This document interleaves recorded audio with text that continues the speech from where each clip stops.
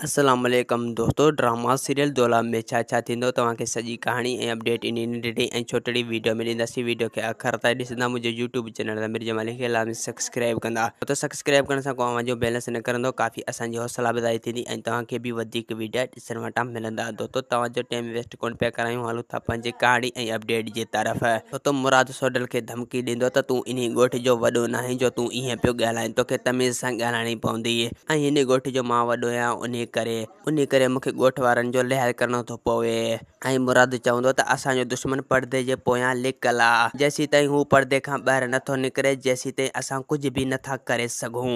सोडल चवंदो त तूं सिर्फ़ु मूंखे इजाज़त ॾे, मां इन दुश्मन खे पर्दे मां ॿाहिरि कढी सघां थो। ऐं ॿिए पासे शाह नवाज़ रैज़न खे चवंदो त मूंखां वधीक कावड़ वारो इहो मंसूर खान आहे ऐं हू ॾींगो इंसान आहे। पर तुंहिंजी हिकु मजबूरी आहे, तूं मंसूर जे अॻियां कमज़ोर आहीं, यानी तुंहिंजी ताक़त घटि आहे ऐं तूं कुझु करे बि नथो सघीं। ऐं ॿिए पासे सोडल मुराद खे चवंदो त तूं मुर्गो सिर्फ़ु मूंखे इजाज़त ॾे, मां इन दुश्मन खे मारे सघां थो।